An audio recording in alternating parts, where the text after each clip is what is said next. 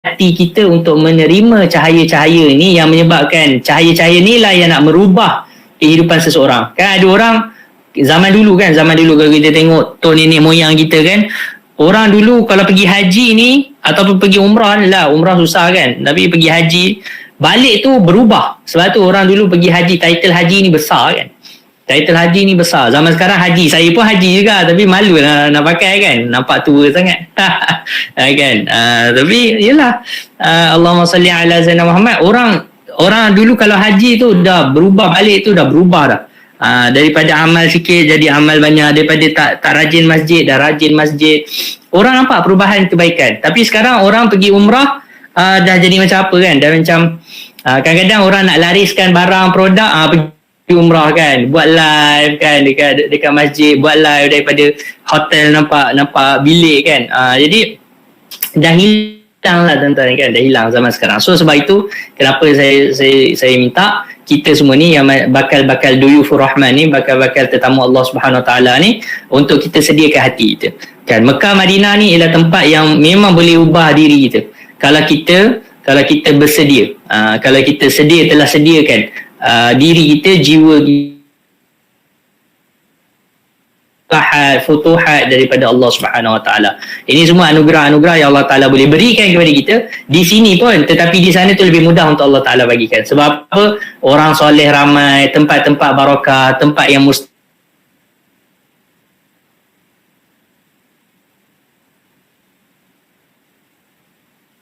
bila kita pergi. Jadi jangan lupa untuk sediakan rohani kita tuan-tuan. Baik. Jadi Allahumma salli ala Sayyidina Muhammad. Jadi kita nak mula cerita pasal apa tu umrah. Pengertian umrah dari sudut bahasa ialah ziarah. Okey. Umrah ni dari sudut bahasa ialah ziarah. Adapun dari sudut syaraknya ialah kita menuju Kaabah dengan niat untuk menunaikan manasik. Okey, kalau haji menunaikan manasik haji, kalau umrah menunaikan manasik umrah. Manasik ni ialah perbuatan-perbuatan umrah kita lah. Okey. Jadi ini secara syarak. Menuju Kaabah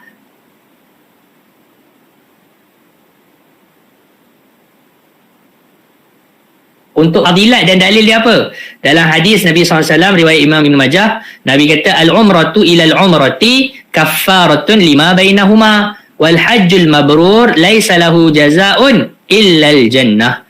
Nabi kata apa? Umrah kepada umrah, maksudnya kalau kita dah buat umrah kepada umrah yang seterusnya, itu adalah penghapus dosa antara keduanya. Maksudnya kalau kita ada dosa tengah-tengah tu, Allah Ta'ala akan ampunkan dosa kita. Sebab itu ada satu buku yang sangat bagus, saya suka. Kalau puan-puan, tuan-tuan boleh jadikan buku ni sebagai bacaan untuk bulan Ramadan, dan juga bacaan mungkin ketika mana kita pergi ke umrah kan. Buku apa? Buku Nihayatul Matlub. Buku tu dekat bawah, saya buat kuliah. Buku tu saya bawa beli Ramadan ni, saya beli. Buku cerita pasal apa? Amalan-amalan penghapus dosa. Amalan-amalan penghapus dosa. Jadi antara amalan-amalan penghapus dosa apa? Di antara umrah ke umrah itu ialah menghapuskan dosa kita di antara keduanya. Begitu juga antara solat dengan solat kan. Kalau kita solat jemaah, yang solat jemaah, itu pun menghapus dosa kita. Kalau kita puasa, contoh macam ni, kita puasa dan juga kita solat tarawih, maka dia akan menghapuskan dosa kita. Kalau solat tarawih menghapuskan dosa, puasa pun menghapuskan dosa. Tapi dalam hadis lain, hadis tu dhaif tetapi fadilat dia insya-Allah khair. Ulama dalam hadis tu disebutkan, siapa yang puasa dan solat tarawih, maka dia akan, Allah Ta'ala akan ampunkan dosa dia seperti mana bersihnya dia tu daripada dosa, seperti dia baru dilahirkan oleh mak dia. Buku tu bagus. Buku tu dia bagi tahu amalan-amalan yang boleh menghapuskan dosa sebelum dan selepas.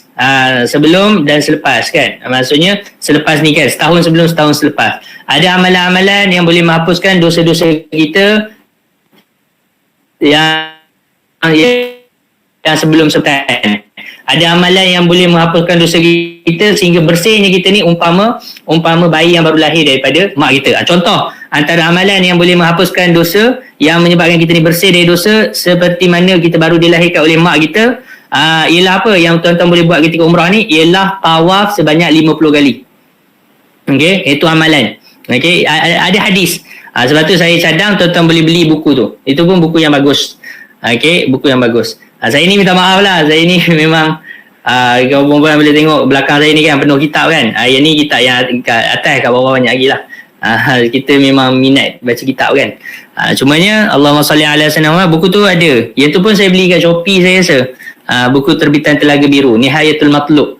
Amalan-amalan penghapus dosa. Karangan Imam Ibnu Abi Daibak.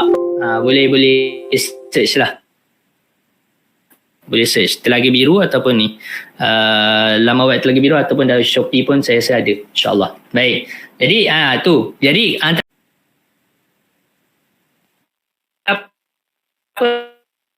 ini bukan 50 pusingan tau, jangan salah faham. 50 kali tu maksudnya 50 set. 50 set pusingan lah. So maksudnya satu set 7 kali, so 50 kali 7 350 lah kan. 350 kali pusingan lah. Bukan suruh buat sehari. Maksudnya kita, contoh kita pergi umrah tu, kita akan duduk dalam berapa, 5 hari ke 6 hari kan. Kat Madinah 4 hari, kat sini 5-6 hari.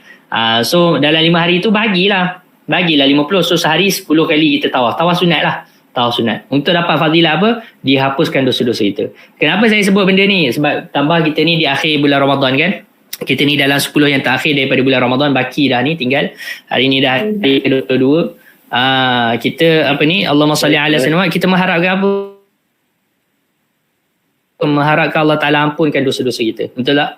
Kita mengharap Allah Ta'ala ampun dosa-dosa kita. Kita mengharap Allah Ta'ala lepaskan kita daripada api neraka Allah. Takut dosa kita banyak. Ya, jadi ada peluang-peluang untuk kita hapuskan dosa kita ni, maka ambillah peluang tersebut. Saya selalu ulang benda ni. Kita ni dalam Allah Ta'ala tanya kita menerima cahaya-cahaya ni yang menyebabkan cahaya-cahaya ni lah yang nak merubah kehidupan seseorang. Kan ada orang, betul tak? Semua orang,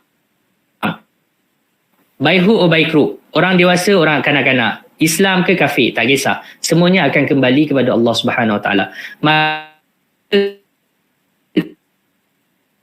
Kita datang dari Allah ketika baby dalam keadaan bersih,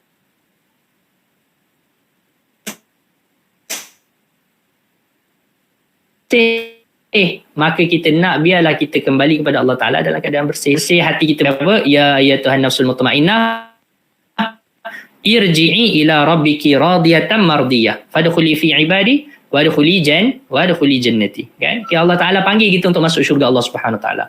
So itu amalan-amalan dia. Baik. Jadi ini umrah. Dan di sini dia tak sebutlah haji ni, kita tak highlight kan. Tapi kalau kita dapat haji yang mabrur, insya-Allah semua dosa kita akan diampunkan. Ulama bincang lah, tapi ulama kata hatta dosa besar kan. Tapi yang umrah ni, penghapus dosa di antaranya ni biasa disebut ialah dosa kecil. Sebab dosa besar ni perlu kepada taubat nasuha. Tetapi kalau haji tu mabrur, insya-Allah hatta dosa besar pun insya-Allah akan diampunkan oleh Allah Subhanahu Wa Taala. Kalau kita dah taubat dan kita betul-betul buat sungguh-sungguh. Boleh? Baik. Kemudian Allahumma salli ala sayyidina Muhammad. Dalam hadis yang lain disebutkan juga, tabi'u bainal haji wal umrah fa innal mutaba'ata bainahuma tanfil faqra wal dhunub kama yanfil kiru khabathal hadid. Dalam hadis yang lain riwayat Imam Bazzar dan juga Ibnu Hibban, yang mana menyebutkan sambunglah antara ibadah haji dan umrah, kerana sesungguhnya menyambungkan antara keduanya dapat menghilangkan kemiskinan dan menghapus dosa-dosa. Ini kalau kita boleh dapat haji lah. Mungkin lepas ni umrahku dia dah jadi hajiku kan. Mana tahulah, insya-Allah coming soon. Insya-Allah. So jadi kita boleh buat haji lepas ni, maka dia akan menghilangkan kemiskinan dan menghapus dosa-dosa, sebagaimana besi yang dibersihkan dari kotoran kan oleh api kan. Dibersihkan daripada dia punya karat-karat tu, maka begitulah orang yang sambung lepas haji dia buat umrah. Sebab ni dia mungkin buat haji ifrad, maka dia sambung dengan umrah lepas tu, maka itu akan menghapus dosa dia dan menghapuskan kemiskinan dia, insya-Allah. Baik. Haji yang mabrur, umrah yang mabrur. Macam mana nak dikatakan umrah yang mabrur? Ulama berkata tanda umrah yang mabrur ni amalan dia lah. Cumanya umrah yang mabrur ni umrah yang tidak bercampur dengan dosa. Dari mulai saat ihram sampailah dia tahallul. Okey. Umrah yang mabrur ni apa? Umrah yang mana diterima oleh Allah, yang mana dia tak buat segala benda yang Allah Ta'ala larang daripada mula dia ihram sampailah dia keluar daripada tahallul tu. Bahkan dia jaga diri dia daripada perkara-perkara yang makruh, hatta dia jaga juga untuk melaksanakan semua sunat-sunat dia. Begitu. Boleh? Baik. Ada beberapa amalan yang disunatkan kepada kita sebelum kita nak pergi umrah. Okey, sebelum kita nak pergi umrah.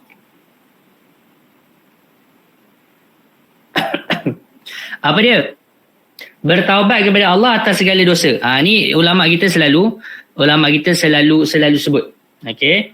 Ulama kita selalu sebut bahawasanya apa saja yang kita nak buat, kita taubat dulu kepada Allah Taala. Hatta kan kita nak solat hajat contoh kan kita solat taubat dulu. Kan kita nak solat hajat, kita solat taubat dulu. Kita nak baca Yasin, kita kan istighfar dulu sebelum baca Yasin. Kenapa? Sebab kita nak open diri kita ni kepada rahmat Allah Subhanahu Wa Taala, supaya kita punya amalan tu diterima. Jadi perlu dibuang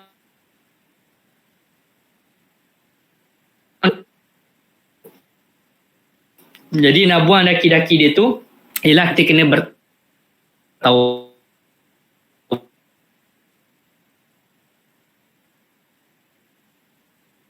kepada Allah Subhanahu Wa Taala. Jadi taubat kepada Allah Subhanahu Wa Taala dari segala dosa dan minta maafkan balik, kan, pulangkan balik. Sebab apa? Itu semua ialah penghalang-penghalang daripada kita ni dapat rahmat daripada Allah Subhanahu Wa Taala. Okey, itu menyebabkan dihalangnya perkara-perkara tu daripada kita, kan. Dan sunatlah elok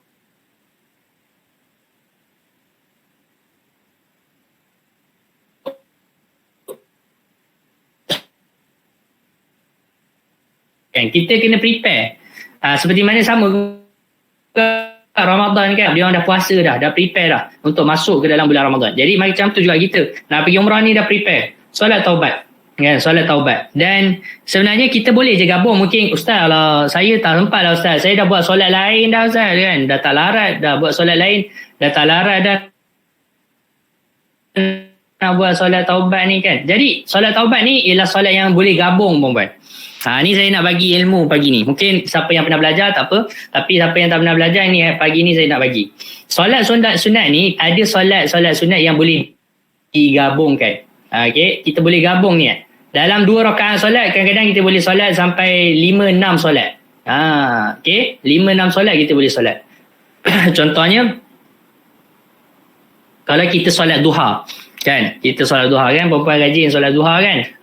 Jadi kita ambil wuduk, kita nak solat duha. Jadi ketika kita nak solat duha tu kita boleh niat usolli sunnatul duha wal wudu. Kalau kita solatkan masjid wa tahiyatul masjid. Kemudian tambahlah apa dia?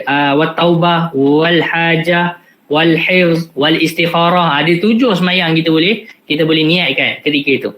Okey. Jadi ini solat-solat sunat ni yang boleh digabungkan. So ketika kami belajar buat umrah ni dengan Habib kata solat, gabungkan solat tu.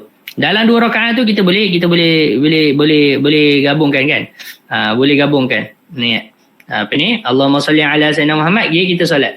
Dalam tu kita ada solat apa? Kita ada solat istikharah, dalam tu ada solat taubat. Kita taubat daripada dosa kita sejak lahir sampai kita sekarang ni, kan. Kalau ada dosa-dosa kita minta diampunkan dosa oleh Allah. Hajat kita apa? Hajat diri kita sendiri. Minta juga doa untuk hajat isteri kita, hajat anak-anak kita, hajat zuriat kita, kan. Kita punya family kita, dunia kita, akhirat kita tu dalam solat hajat tu. Istikharah sama juga, kan. Istikharah, kita minta istikharah, kan, petunjuk untuk diri kita, untuk isteri kita, untuk anak-anak kita. Kadang-kadang kita ni saya bila kita belajar, kan, dengan para masyaikh, asatizah kita, Ustaz Ahmad Salahuddin hafizahullah, dia ngajar bab ni lah, bab umrah kat kami, kan. Dia kata Nabi SAW doa panjang. Jadi kita dekat Mekah Madinah ni, kan, tempat-tempat makbul doa kan banyak. Jadi kadang-kadang kita tak tahu, dah doa dah, tak tahu nak doa apa, kan. Jadi kita tak tahu nak doa tu sebab kita doa untuk diri kita sendiri. Cuba doa untuk orang lain. Tu yang jadi panjang. Sebab tu doa Nabi SAW panjang. Kenapa? Sebab Nabi doa untuk orang lain. Nabi doa untuk umat, Nabi doa untuk sahabat, kan. Nabi doa untuk ahli keluarga dia, doa selain daripada doa untuk diri dia sendiri. Jadi itu yang doa dia jadi panjang-panjang tu. Jadi itu kita doakan family-family kita juga, insya-Allah. Boleh? Selain dia taubat ni. Jadi walaupun puan-puan solat 2 rakaat, tapi semua tu dah ada dalam 2 rakaat tersebut. Dan dalam 2 rakaat tersebut kita boleh minta macam-macam, minta kampunan, minta petunjuk, minta hajat kita semua, insya-Allah. Boleh? Walaupun dalam 2 rakaat saja. Simple je. Kan, simple. Dia tak perlu tambah masa pun. Kan? Tak perlu tambah masa pun. Dalam 2 rakaat tu kita dah boleh dapat beberapa solat dah. Boleh? Baik, itu yang pertama. Jadi taubat. Yang kedua, kembalikan hak orang lain. Ni tadi kita dah sebut. Okey, kembalikan hak orang lain yang terdapat padanya. Maksudnya kalau kita ada apa ni, maksudnya ambil barang orang secara zalim, kita serahlah tadi dalam bab taubat. Ini maksudnya kalau ada orang serahkan barang amanah kepada kita, maka kita serahkan juga barang tu kepada mereka. Okey, serahkan balik benda tersebut kepada mereka. Sebab apa? Allahumma salli ala sayyidina Muhammad, takut-takut kita pergi tu kita wafat. Kan? Kita pergi tu kita wafat. Jadi Allahumma salli ala sayyidina Muhammad menyebabkan kan family tak tahu, family ingat itu barang kita. Jadi dah dia orang guna dan sebagainya kan. Jadi kalau boleh sebelum kita pergi, kita kembalikan dulu hak orang lain. Barang-barang orang lain milik orang lain yang dia yang dia bagi kita untuk jaga kan. Atau paling tidak kita tulis bagi tahu awal-awal ke isteri kita, yang ni kereta ni bukan kereta kita tau, ni kereta si Polan tu. Nanti kalau saya mati ke apa, jangan buat kereta pula kan, pulang balik. Contohlah, kena bagi tahu. Sebab apa? Kadang-kadang ni jadi kan, nanti bergaduh dan sebagainya kan. Ahli waris orang tu datang tuntut, kita kata tak ada pun, dia tak bagi tahu pun, kan dah jadi masalah. So kita punya tanggungjawab lah untuk kita jelaskan benda tu. Kemudian minta redha daripada ibu ayah dan pasangan kita. Okey, minta redha, minta doa. Okey, minta doa. Minta mereka doakan kita kan. Kalau kita pergi seorang-seorang kan, kita tak pergi dengan isteri kita atau tak pergi dengan suami, minta redha dia. Minta redha pasangan kita kan. Abang nak pergi ni kan, minta awak redha lah. Tinggalkan awak sekejap kan. Ayang nak pergi ni bang, minta redha lah bang, doakan ayang dan sebagainya. Tak kisah. Okey, minta redha. Minta redha kalau ada mak ayah lagi, minta redha mak ayah dan juga minta redha kepada pasangan kita. Okey. Baik, selesai. Kemudian Allahumma salli ala sayyidina Muhammad. Solat istikharah 2 rakaat. Minta petunjuk kepada Allah Subhanahu Wa Taala. Sebab zaman dulu kita ni dia ada hari yang baik untuk kita travel. Kan? Jadi ulama selalunya suruh kita istikharah dulu bila tarikh yang kita nak gerak kan. Ni cerita zaman dulu. Zaman sekarang kita dah memang dah book dah kan, tarikh bila. Cuma tetap istikharah, solat istikharah tu iaitu sunnah. Okay, buat apa pun istikharah. Bahkan istikharah ni dia bukan orang kita istikharah ni bila nak cari jodoh je. Tu masalah dia kan. Dia nak cari jodoh, dia baru istikharah. Tak, kita istikharah ni tiap-tiap hari. Sebab apa? Tiap-tiap hari kita memerlukan panduan daripada Allah Ta'ala. Kita nak biar Allah Ta'ala tunjukkan kepada kita hari ni apa perbuatan yang menyebabkan Allah Ta'ala redha kat kita. Okay, kalau saya buat ni insyaAllah Allah Ta'ala redha. Kalau tak kena pun kita tahu ini Allah Ta'ala dah tunjuk ada hikmahnya. Mungkin hari tu kita buat tersilap apa kan, kita tahu ini ada hikmah. Sebab apa? Kita dah minta kepada Allah Subhanahu Wa Taala. Jadi sebab tu para ulama kita memang istikharah ni memang sentiasa buat setiap hari. Kemudian bayar hutang. Bayar hutang kepada pemilik atau meminta keredaannya. Sebelum kita nak pergi, kalau ada hutang kita ada hutang dengan orang lah, hutang dengan bank macam mana kan. Hutang dengan bank, takkan nak cakap dengan bank tu dia pun memang tak bagi maaf lah kan. Tapi maksudnya kalau kita ada hutang orang, bagi tahu saya ni nak pergi umrah, awak punya hutang tu saya balik umrah nanti saya bayar ataupun minta redha lah kan, minta redha, minta halal ke apa kan, kalau mungkin terlambat sikit ke apa, bagi tahu. Okey. Kemudian buat wasiat, ni penting. Ramai orang lupa nak buat wasiat, terutama yang berhubungan dengan hutang atau hak orang lain yang menjadi tanggungannya. Itu penting tu. Okey, itu penting. Sebab apa? Macam saya sebut tadi lah, takut-takut nanti orang kita meninggal, orang tak tahu pun itu adalah milik orang lain. Kemudian ni penting, niat yang baik. Okey, dia kena ada niat-niat yang baik. Okey, dalam hati sebelum berangkat menunaikan umrah. Okey, mesti kena niat lah. Niat aku nak niat umrah semata-mata nak kerjakan perintah Allah untuk dapat redha Allah. Nak niat sebagaimana yang diniatkan oleh Nabi SAW, para keluarganya, para sahabatnya tak kala mereka menunaikan umrah. Bukan semata-mata agar mendapat pujian dari orang kan. Ada orang dia nak pergi haji supaya apa? Orang panggil dia haji kan. Ya Allah kan. Benda tu terlampau kecil lah. Kan kita pergi ni sebab apa? Kita nak mencari ampunan Allah SWT. Kita nak minta, mungkin kita nak doa tempat mustajab kan. Walaupun ni lah kat Malaysia ni pun boleh je doa. Tapi ada orang yang dia nak cari tu mungkin ni tempat mustajab doa, sungguh-sungguh nak minta doa. dia nak berubah, jadi dia perlukan ada suasana yang baru untuk dia berubah dan sebagainya. Itu niat-niat yang baiklah. Khair insya-Allah. Okey. Kemudian Allahumma salli ala sayyidina Muhammad. Solat sunat safar. Sebenarnya ada beberapa lagi disebut ni. Yang tak ditulis di sini. Antaranya apa? Kita nafkah atau biaya yang diharus yang dibawa harus didapatkan dari harta yang halal. Bukan harus, wajib didapatkan dari harta yang halal. Maksudnya ini waktu kita pergi haji tu, kita mengaji dengan kiai kan, ada seorang kiai dekat Mekah tu. Dia kata apa, contoh kan, kita ada duit. Okay, kita ada duit. Tapi kita tak tahu duit kita ni kadang-kadang ialah bercampur-campur kan. Duit kita ni kadang-kadang bercampur dengan benda, mungkin ada yang syubhah dan sebagainya. Jadi macam mana cara untuk supaya memang duit yang kita bawa dan yang kita gunakan untuk bayar pergi umrah kita ni ialah duit yang confirm halal. Macam mana nak buat? Guru saya kata, Kiai Abdul Rahim, dia kata apa? Dia kata pinjam duit orang. Kan kita memang ada duit, tak apa. Pinjam duit orang. Kata kat dia, saya nak pinjam 10,000. Katalah kita nak kos untuk pergi umrah tu dalam 7-8,000, lagi 2,000 untuk bekalan kita kan. Pinjam orang 10,000. Kita ada 10,000 tu, bukan tak ada. Tak, kita pinjam orang 10,000. Jadi duit yang kita pinjam confirm halal. Orang tu dari mana sumber dia kita tak kisah. Yang tu dia tak ada kaitan dengan kita, itu kaitan dengan dia. Tapi duit tu bila dapatkan kita, dia ialah halal, confirm halal. Jadi kita gunakanlah duit kita yang 10,000 tu untuk bayar kat dia. Jadi duit yang akan kita gunakan untuk untuk pergi umrah ni dan akan kita gunakan di sana nanti ialah duit yang confirm duit tu halal. Tu. Ini cara yang ulama kita buat. Okey, untuk memastikan duit tu memang duit yang bersih. Boleh? Yang seterusnya yang tak ditulis di sini apa dia? Kita kalau boleh cuba bawa nafkah yang lebih daripada apa yang kita mampu. Untuk apa? Untuk kita boleh tolong orang-orang yang memerlukan pada saat ibadah umrah kita. Yang ni kan macam orang buat apa? Buat sabil tu kan. Orang buat sabil, bagi makan kan. Bawa duit lebih. Yelah, duit tu kita biasanya orang bawa kadang-kadang bawa cukup-cukup untuk dia nak beli barang-barang dia saja kan. Kalau boleh bawa lebih. Untuk kita tolong orang lain. Okey, untuk kita tolong orang lain. Mungkin ada orang yang memerlukan dan sebagainya kan. So kita bagi juga kat orang tersebut. Kan, kita bagi sedekah. Dan ini antara benda yang sunat.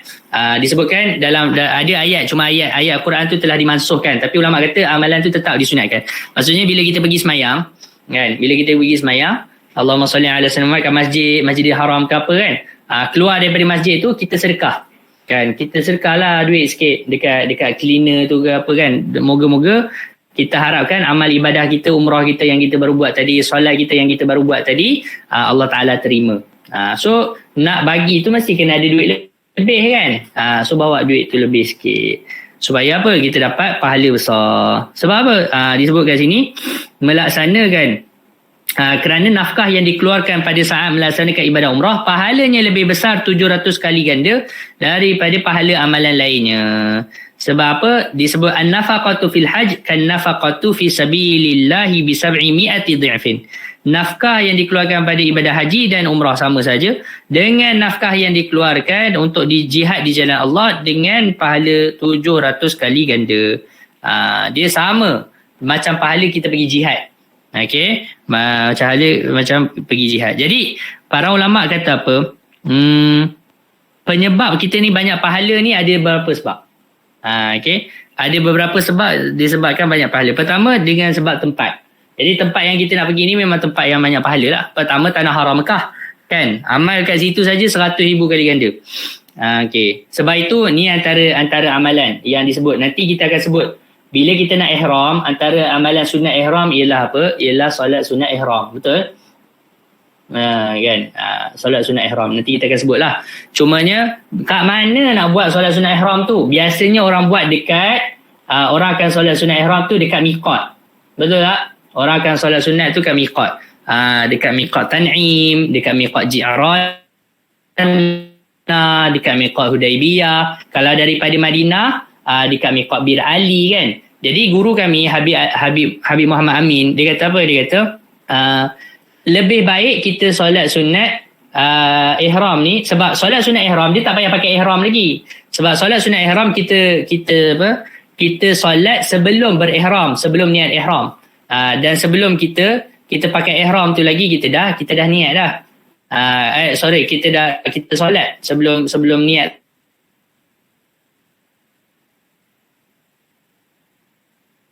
Tu. Jadi lebih baik kita solat Madinah, kita akan miqat kat Bir Ali kan.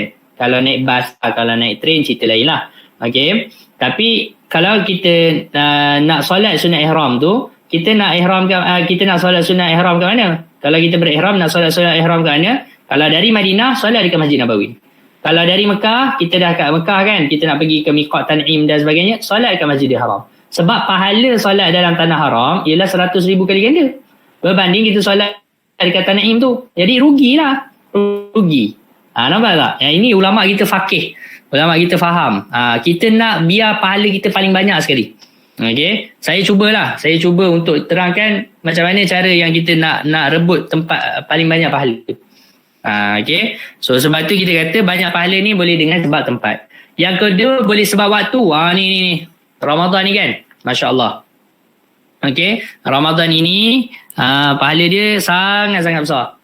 Okay. Sebab tu disebutkan dalam riwayat disebutkan umrah ketika bulan Ramadan ni sama macam kita melaksanakan haji bersama dengan Nabi SAW, pahala dia.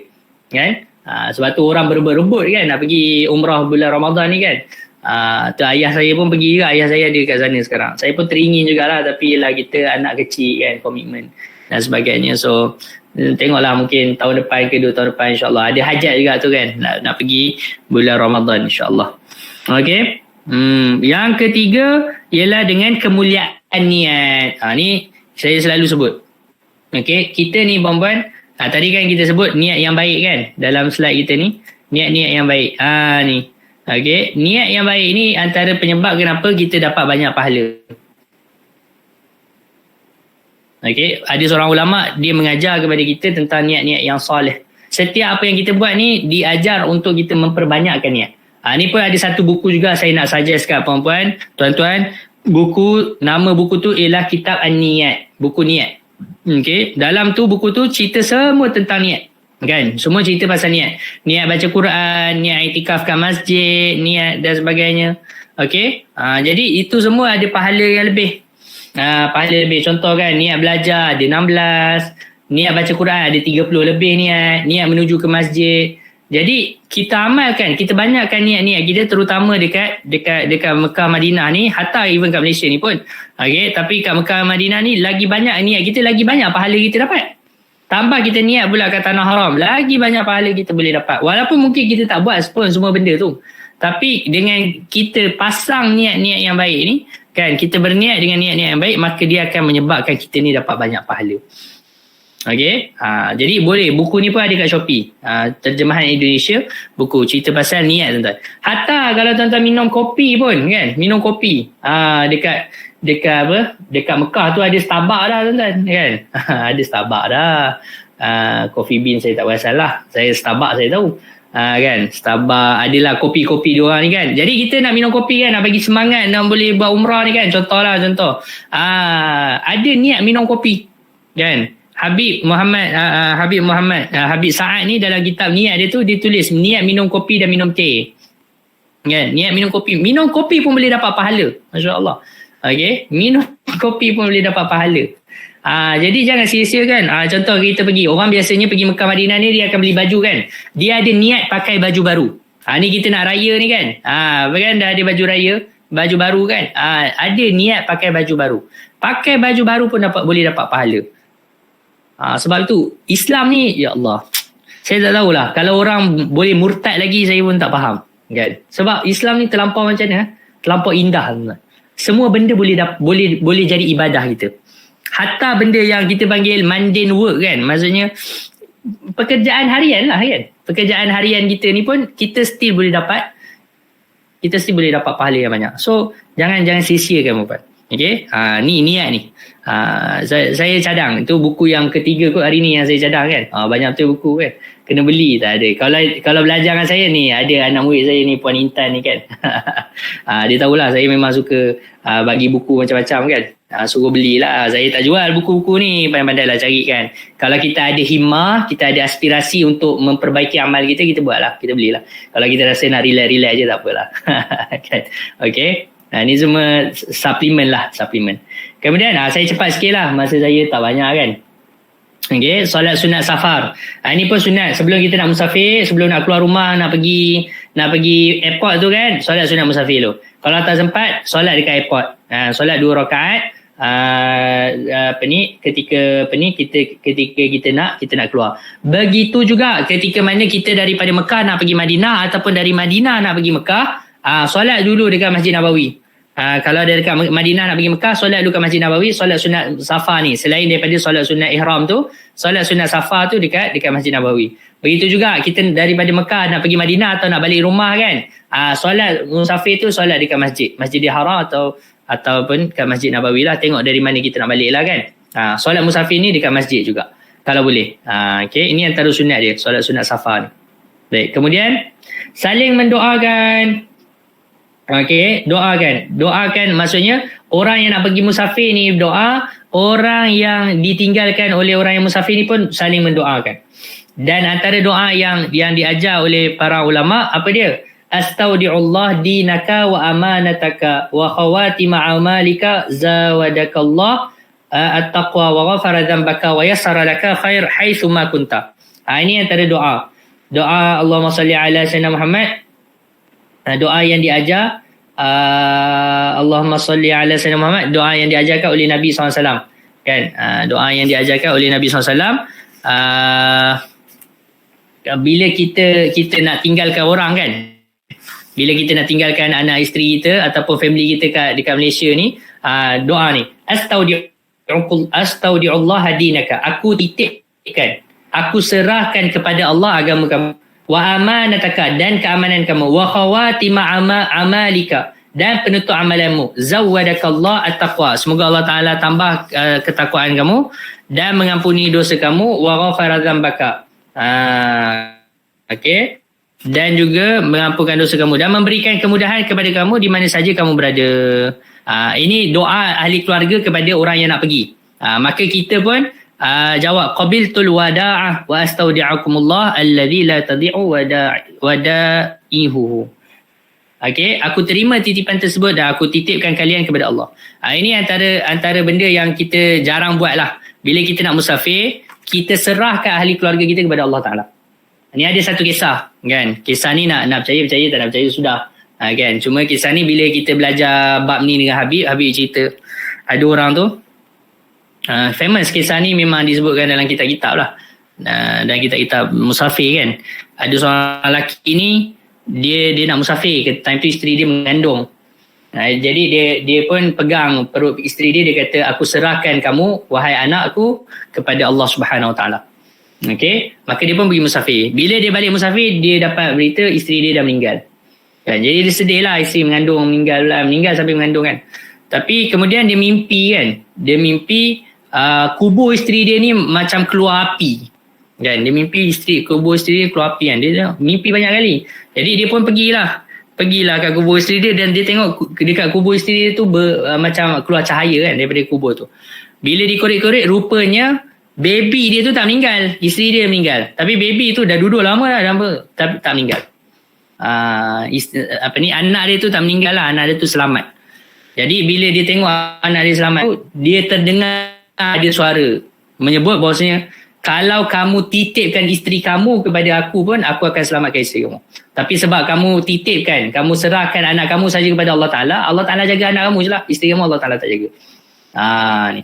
Okay. Sebab tu amal lah. Astaudi'ukumullah ni kan. Cakap kat ahli keluarga kita, aku serahkan kamu semua kepada Allah Ta'ala. Minta Allah Ta'ala jaga. Sebab siapakah yang sebaik? Wallahu khairun hafizan. Kan? Siapa yang lebih baik daripada Allah Ta'ala untuk menjaga kita dan menjaga seluruh orang kan. Kan, seluruh ahli keluarga kita kecuali Allah Subhanahu Wa Taala. Tak ada security guard pun tak ada guna kan. Kalau orang tu security guard dia jagalah dekat rumah guard tu kan. Dia adalah ronda-ronda. Tapi kalau orang tu masuk ke pagar waktu orang tak ronda, tetap agak terlepas agak kan. Betul tak? Jadi siapa yang boleh selamatkan ahli keluarga kita kalau bukan Allah Subhanahu Wa Taala? Betul? Sebab tu saling doa, jangan lupa doa tu.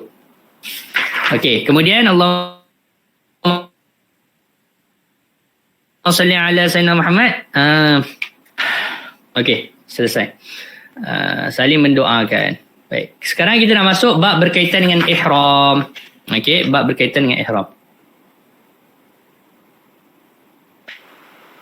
Okey, ini ihram lelaki. Ketika tawaf, disunatkan kepada lelaki pakai ihram dia macam ni. Kain ihram lelaki ni dia ada dua. Boleh? Dia nama dia satu rida, satu izar. Rida ni ialah kain daripada pusat ke atas. Izar kain daripada pusat ke bawah. Jadi orang lelaki dia ada dua jenis kain. Okey, izar dan juga rida. So rida ini ketika mana tengah tawaf dipakailah macam gambar ni kan. Macam ni. Okey, maksudnya kita buka bahu belah kanan. Ketika tawaf dan ketika sa'i. Okey, ketika tawaf dan ketika sa'i. Yang ni kita ada khilaf dengan mazhab lain. Sebab itu kalau kita buka tangan kita macam ni ketika sa'i, biasanya akan ada orang-orang Arab akan tegur. Okey, saya bagi tahu awal-awal lah. Orang Arab akan tegur. Buat tak tahu je. Okey, buat tak tahu. Kata je lah ini mazhab aku. Mazhab aku macam ni. Okey, memang benda tu ada khilaf mazhab, tapi mazhab kita tetap sunat ketika tawaf dan ketika sa'i. Saya waktu pergi umrah bulan sebelah itu memang dia orang tegur. Ada tegur. Buat tak tahu je. Lepas tu bila dia macam banyak sangat cakap, kita cakap lah. Inda syafi'iyah hakaza. Kan? Ni di sisi mazhab syafi'i macam ni. Kau mazhab lain kan? Tak kisahlah. Okay. Tapi di sisi kita memang ketika tawaf macam ni. Tapi ketika semayang betul. Ketika semayang memang kita tutup seluruhnya. Kita tutup macam gambar belah kanan tu kan. Ketika mana tawaf dan juga sa'i macam ni. Okey, macam ni ketika mana kita di luar, ketika semayang. Kalau ketika semayang macam ni makruh. Semayang macam gambar kiri ni makruh. Okey, kita pakai tutup elok-elok. Okey. Betul macam tu. Ini dia panggil ittiba'. Ittiba'. Ittiba'. Perempuan memang sentiasa macam ni lah. Kena tutup so. Jangan ketika tawaf buka pula bahu kan. Payah pula. Macam mana. Orang lelaki boleh takkan orang perempuan tak boleh ustaz? Jangan macam tu perempuan jangan macam tu. Jadi orang perempuan sama je. Ketika ihram dia sama rupa macam ni je lah. Tak ada perubahan-perubahan. Okay. Selesai. Setakat ni ada masalah? Ada soalan? Tak ada kan? Semua senang je kan? Baik. Amalan sebelum niat ihram. Apa dia 6 amalan sebelum niat ihram? Pertama bercukur. Bercukur ni maksudnya kita buanglah segala bulu ketiak kan, bulu ari-ari, okey. Semua-semua tu kita cukur dulu, bersihkan diri kita. Ni memang sunat, ni amalan ni memang sunat Memang disunatkan untuk kita ni potong bulu ketiak, bulu kumis, bulu kemaluan semua ni. Dan niat, ketika potong bulu ni pun niat kan. Saya niatkan ketika buang bulu ni seperti yang diniatkan oleh Nabi dan para salafus salih. Ketika mana mereka mencukur bulu-bulu ni. Okay, itu yang pertama. Yang kedua, potong kuku jari tangan dan kaki. Dan disunatkan untuk tanam kuku tersebut jika memungkinkan. Okey. Disunatkan menanam kuku ni ketika mana memungkinkan lah. Tengoklah kat mana kita nak tanam tu kan. Okey. Kalau boleh tanam dekat kawasan yang baik. Okey, kawasan yang baik. Kawasan baik ni mana? Kawasan perkuburan lah. Kawasan perkuburan. Jadi kalau kat Mekah dengan Madinah ni, kawasan perkuburan dia Ma'la dan juga Baqi' lah. Tapi dia kena hati-hati lah. Kan orang kata kita buat benda bid'ah pula kan. Ni apa benda pula ni kan, tanam kuku. Tak, memang sunat tanam kuku ni. Kalau kita ada rambut, bulu-bulu kita semua ni memang disunatkan untuk tanam. Jangan buang sepah, buang dalam tu sampah macam tu je kan. Sebab apa? Sebab benda-benda ni nanti dia akan dibangkitkan bersama kita di hari akhirat kelak. So buang dia ke tempat yang elok. Buang dia proper lah. Bukanlah tak boleh buang, boleh, tak ada masalah. Tak boleh buang elok-elok. Tapi kalau kita boleh tanam, better tanam.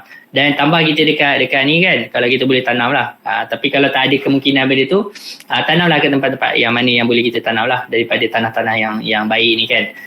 Mungkin kita tanam ke tanah haram ke dan sebagainya. Kalau kita tak dikuburkan di tanah haram pun, at least ada sebahagian diri kita tu yang kita dapat tanam dekat tanah haram kan. Okey lah. Baik.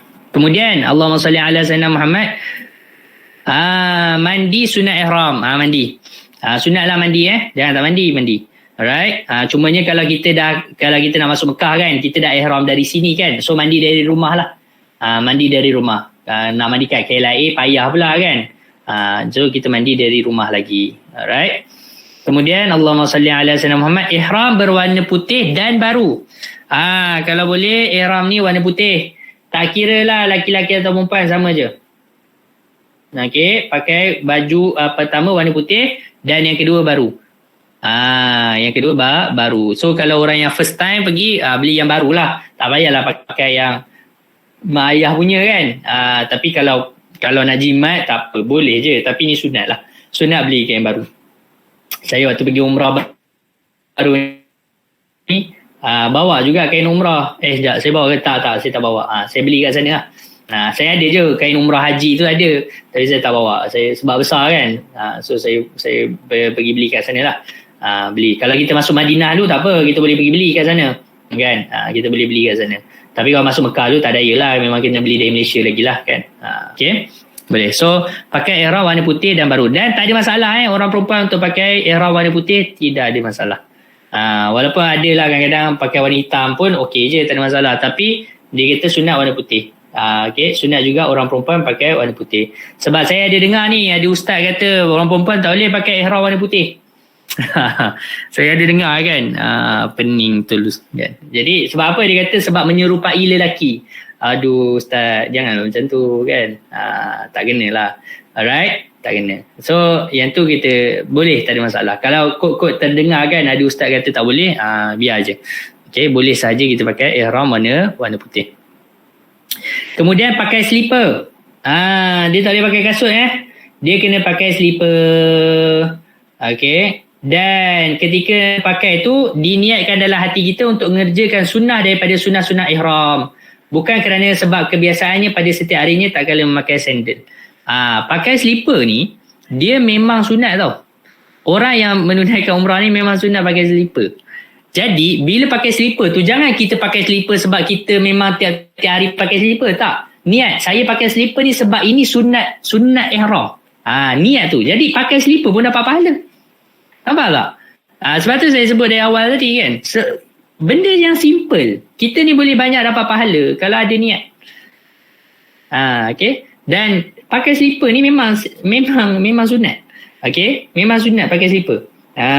Okay. Memang sunat. Jadi Allahumma salli ala sayyidina Muhammad. Jadi jangan lupa niat tu. Kita memanglah pakai je slipper tiap hari pakai slipper. Kita memang faham kena pakai slipper. Tapi kalau kita tak niat ini ialah sebagai satu ibadah, merupakan salah satu daripada sunat ihram, tak dapat pahala. Rugi lah. Rugi tak? Kita pakai slipper lama tak perempuan? Lama kalau daripada Mekah, kalau daripada Malaysia, berapa jam tu nak sampai Mekah tu kan? Sepanjang-panjang tu kita pakai slipper tu dapat pahala. Kan? Sepanjang-panjang tu daripada rumah kita keluar rumah tu kan, ataupun daripada KLIA tu kita dah niat ihram tu kan, ataupun daripada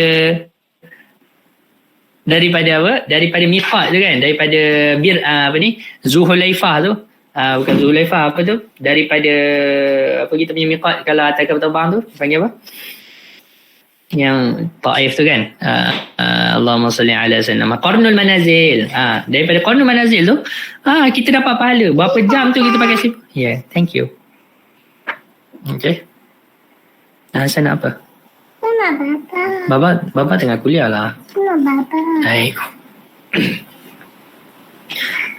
Baik. Jadi Allahumma salli ala sayyidina Muhammad. Uncle Baba Hasan. Bye-bye. Jadi Allahumma salli ala sayyidina Muhammad. Kita pakai slipper. Pakai slipper ni ialah dapat apa? Dapat pahala. Dia ada apa ni? Allahumma salli ala sayyidina Muhammad. Cuma dia ada slipper lah, jenis slipper. Jenis slipper ni kena ambil perhatian. Dia tak boleh slipper yang tertutup. Tertutup. Dia kena buka salah satu. Dia sebut kat sini, memakai slipper adalah boleh jika salah satu dari bahagian tumit kaki atau jari kaki dia terbuka. Dia tak boleh kedua-duanya tertutup, dia dikira meliputi. Okey, dia kira meliputi. Tapi kalau tumit kita terbuka, jari kita terbuka, walaupun slipper yang macam tu kan, dia tak semesti macam slipper Jepun tak seng tu. Tak semesti macam tu. Kalau macam tu pun baguslah, memang terbuka betul. Tapi yang dia tak boleh macam sandal tak boleh. Tapi macam croc boleh. Cumanya jangan letak tali croc tu kat belakang. Boleh faham tak? Croc tu kan dia tali dia kan. Tali dia kan biasa kat atas. Kadang-kadang kita boleh jadikan dia macam sandal kan. Jangan jadikan dia tu sandal. So pakai macam croc tu pun tak ada masalah lah. Tapi yang lebih bagusnya kita pakai yang terbuka depan dan belakang tu lah.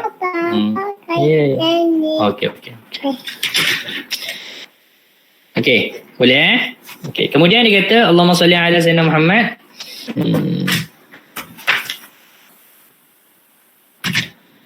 Kemudian solat sunat ihram. Ini yang saya sebut tadi, solat sunat ihram tu. Tadi dah sebut ke tentang mandi ihram? Dah sebut kan? Tentang mandi ihram.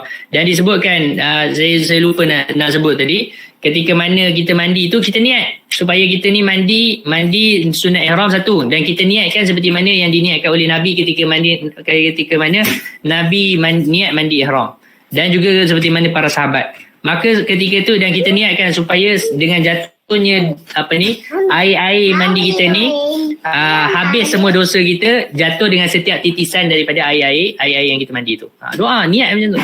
Okey, insya-Allah kita ni, jadi kita boleh pergi ke dalam umrah tu dalam keadaan yang bersih. Baik.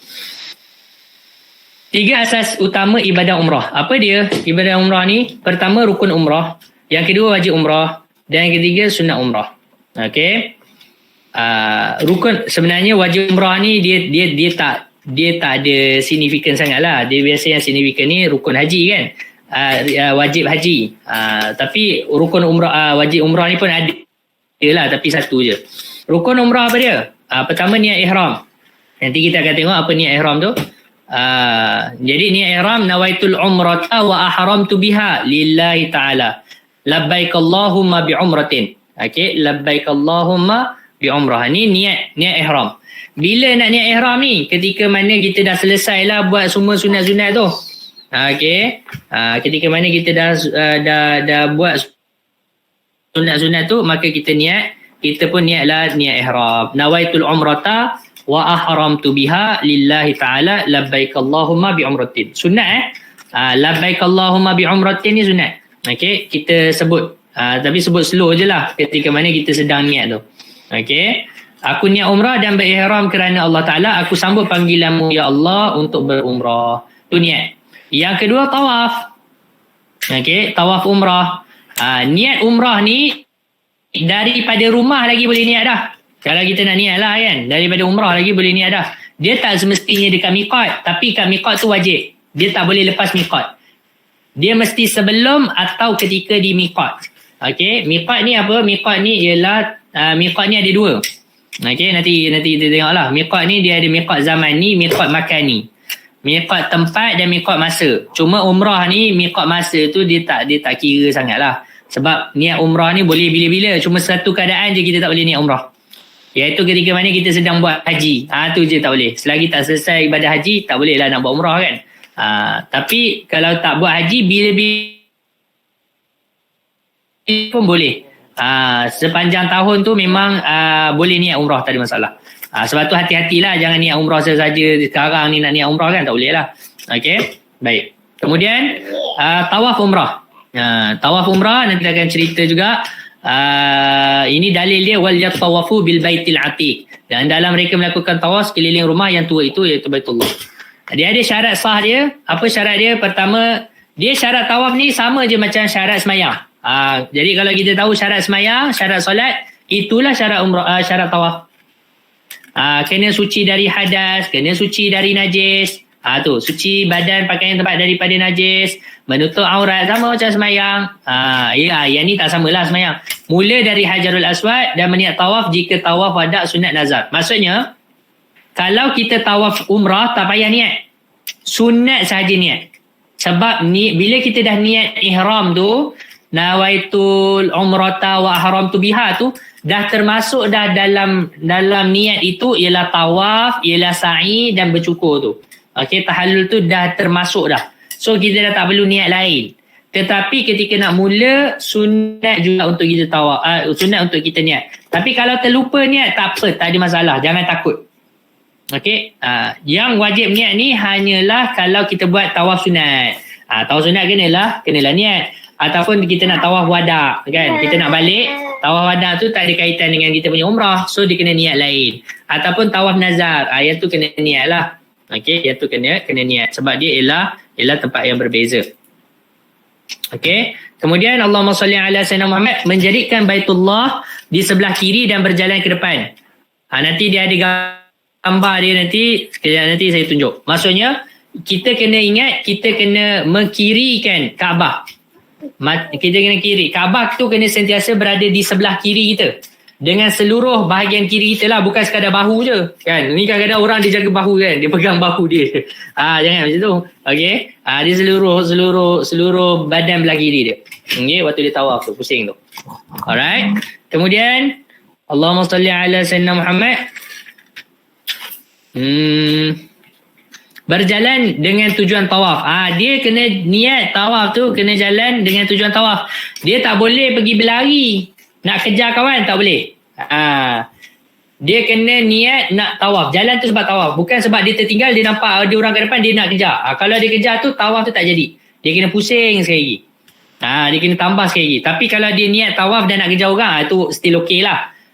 Sebab tu kena hati-hati. Sebab tu biasanya mutawif akan sebut, kalau tertinggal tak apa, jangan risau, habiskan je. Kita dah bagi tahu dah kita punya tempat nak jumpa kat mana kan. Kita akan jumpa dekat, biasanya orang akan berhimpun dekat depan multazam tu lah. Kan, dekat tempat orang solat-solat tu dia akan himpun kat situ kan, dekat tempat multazam ataupun dekat setentang dengan maqam Ibrahim tu. Okey. So jangan kejar orang. Jangan kejar orang. Kemudian tawaf sebanyak 7 pusingan dengan yakin. Kalau tak yakin, ni 6 ke 7, ambil 6. Ini 5 ke 6, ambil 5. Jadi kena tawaf dengan yakin. So kalau 5 tambahlah lagi 2. Kalau 6 ke 7, ambil 6 tambah lagi 1. Okey, tambah lagi 1. Alright. Kemudian dilakukan di dalam Masjidil Haram tapi di luar kawasan masjid. Di luar kawasan Hijr Ismail dan Syazarwan, bukan di luar kawasan masjid, di luar kawasan Hijr Ismail dan Syazarwan. Syazarwan ni apa? Kawasan batu yang timbul di bawah Kaabah tu. Kalau kita tengok Kaabah tu, dia ada macam batu timbul kan.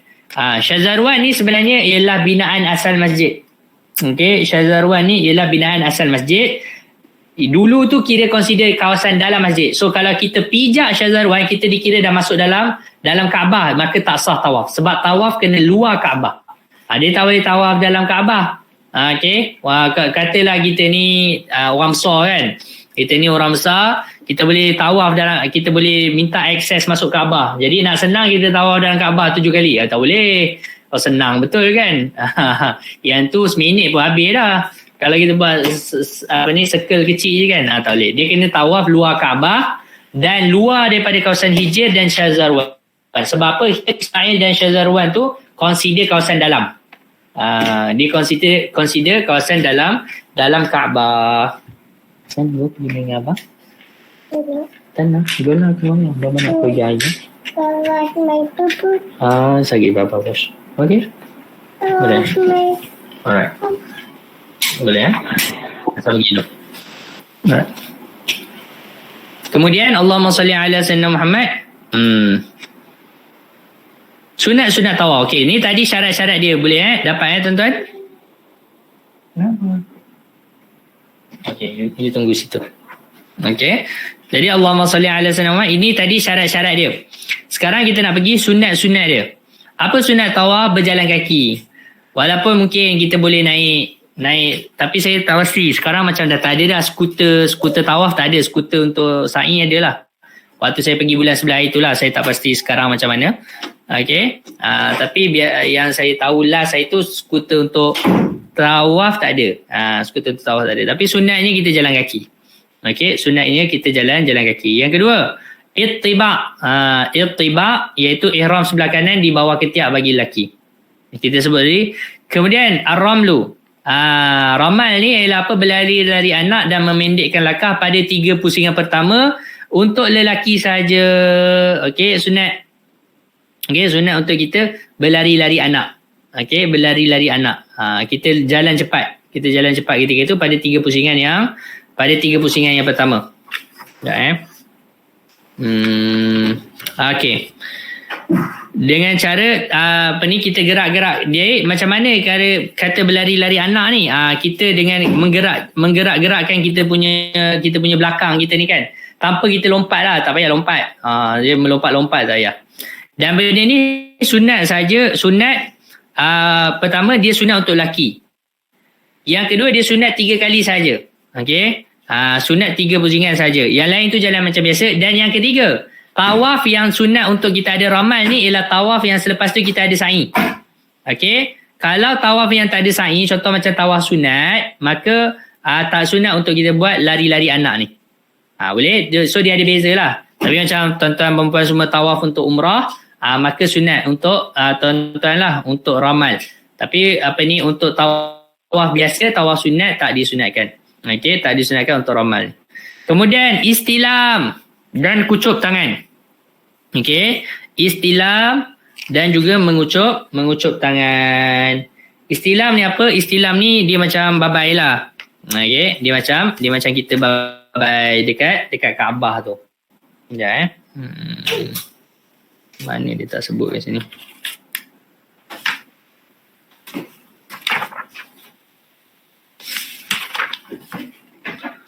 Allahu Akbar.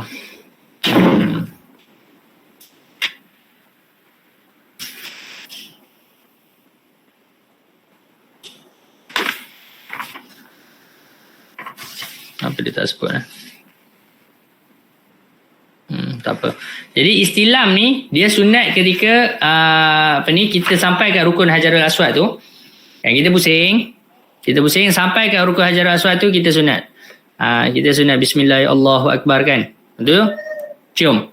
Kucup tangan tapi tak ada bunyi. Dia jangan flying kiss pula kan. Tak payah tuan-tuan okey. Cium. Bismillah Allahu Akbar. Bismillah Allahu Akbar. Bismillah Allahu Akbar. Okey. Dan dia sunat pada Hajarul Aswad dan juga rukun Yamani. Ni jarang orang buat. Tapi rukun Yamani pun sunat, cuma dia ada khilaf lah. Tapi kita mazhab Syafi'i sunat juga. Okey, dekat rukun Yamani. Boleh? Okey. Kemudian dia kata Allahumma salli ala sayyidina Muhammad. Tu dia sebut istilam tapi tak kucuk. Dekat rukun Yamani dia tak kucuk tangan. Dekat Hajarul Aswad saja. Okey. Kemudian memperbanyakkan zikir dan doa. Biasanya kan diberi buku untuk zikir tu kan. Boleh baca doa-doa tu. Ataupun kita nak baca doa kita sendiri. Tak apa, boleh. Kan kita ada hajat kan. Di antara waktu yang dimustajabkan doa ialah kita tawaf lah. Jadi kita ada hajat macam-macam. Nak bisnes makin berkembang ke, nak bagi sale tahun ni makin besar ke, atau tahun ni nak naik pangkat ke, atau apa-apalah hajat-hajat kita kan daripada dunia dan akhirat, maka kita doa. Ketika mana sedang tawaf tu. Banyakkan doa, banyakkan zikir, banyakkan doa. Nak baca Quran pun boleh, tak ada masalah. Ada orang memang dia baca Quran kan. Hari tu kami buat majlis bacaan Yasin sambil tawaf. Tawaf sunat sambil tu baca Yasin kan.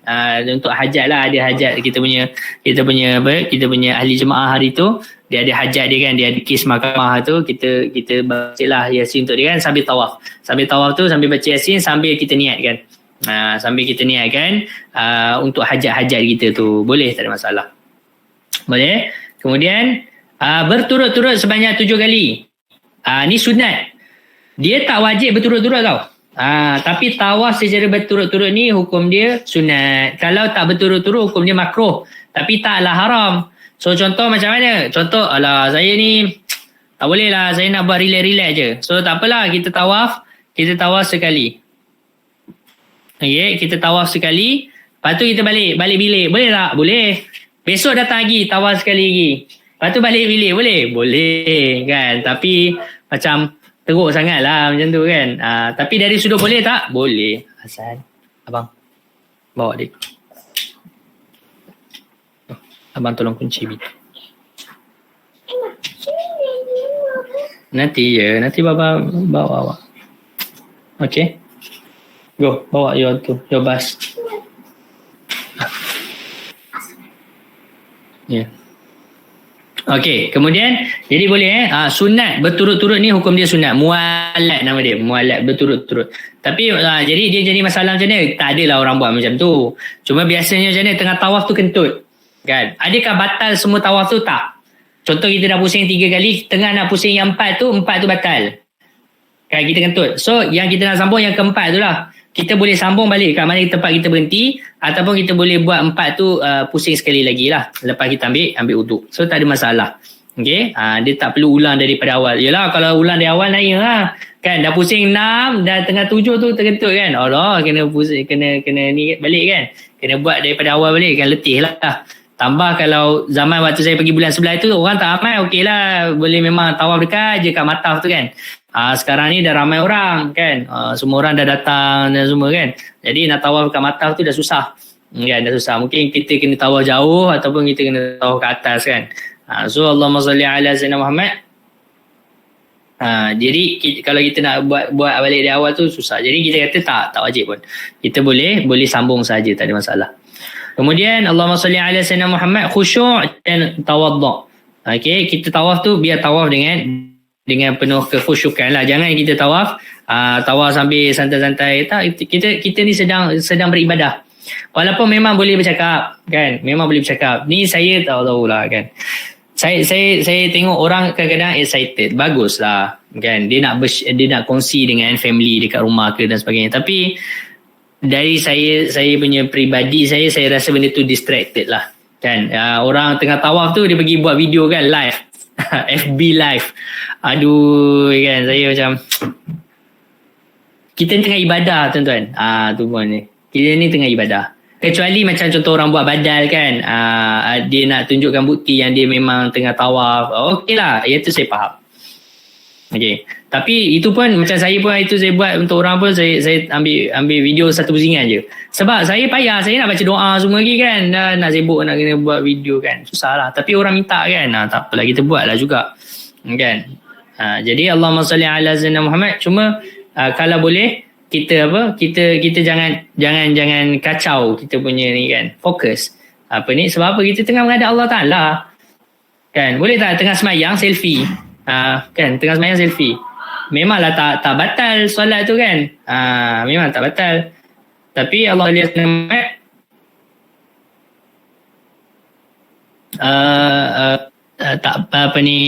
dia macam mana, ada kekurangan dalam kita punya ibadah tu. Boleh? Baik. Kemudian kita kata apa? Selesai. Dia adalah beberapa lagi yang disebutkan di sini. Di antara sunat-sunatnya iaitu selepas kita lakukan tawaf tu, kita solat sunat 2 rakaat. Okey. Solat sunat 2 rakaat. 2 rakaat solat sunat tawaf kan. Yang seterusnya apa dia? Membaca doa di multazam kalau boleh. Kalau tak boleh betul-betul ke multazam tu pun, kita belakang sikit lah tentang multazam pun jadi. Sebab apa? Multazam ni tempat makbul doa. Dia ada beberapa tempat yang makbul doa lah. Okay? Dia ada beberapa tempat yang makbul doa. Antaranya tadi kita sebut dekat multazam, Hajarul Aswad, dekat Rukun Yamani, okay? Dekat Hijri Ismail, dekat Allahumma salli ala Sayyidina Maqam Ibrahim, tu tempat-tempat. Dekat Mustajar, dekat mihrab Malaikat Jibril, tu tempat Masjid Malaikat Jibril tu kan, dekat tempat mihrab, tempat sujud dia tu. Tu semua tempat-tempat yang mustajab lah. Cuma yang berdekatan dengan Kaabah ni kita sekarang still tak boleh mendekat kan, sebab Covid ni. So yelah, tak daya lah. Orang yang naik wheelchair tu boleh lah, itu pun dia tak bagi pegang pun. Tak bagi pegang. Hajar Aswad still tak boleh nak cium lah. Hajar Aswad still tak boleh nak cium kan. So kita istilam je lah, dia jauh. Okay. Kemudian apa dia? Allahumma salli ala Sayyidina Muhammad. Ni antara sunat kita biasa buat tapi kita tak tahu benda tu sunat. Apa dia? Minum air zam-zam. Habis tawaf tu minum air zam-zam dan niat. Kita niat waktu minum tu, niat lah minta hajat kita. Niatkan untuk kepentingan dunia dan akhirat. Kita ada hajat apa-apa kan. Dan memang Imam Suyuti dia kata apa? Imam Suyuti kata, hajat aku dipenuhi sebab apa? Aku minum air zam-zam. Sebab Nabi sebutkan ma'u zamzam lima syuribalah. Air zam-zam ni untuk apa yang dia diminum. Maksudnya kalau kita minum air zam-zam dengan niat itu, insyaAllah niat kita dapat. Mustajab kan. Jadi cumanya waktu kami belajar tu, Ustaz kami kata, Ustaz Ahmad Saluddin, dia kata apa, dia kata memanglah kita boleh minta apa saja kan, minta apa saja. Dan ketika di Mekah Madinah ni kita minta apa saja pun tak ada masalah. Cuma cuba besarkan permintaan kita. Kan, besarkan permintaan ni, mintalah hajat-hajat yang besar. Hajat-hajat yang besar ni apa? Terutama hajat akhirat lah.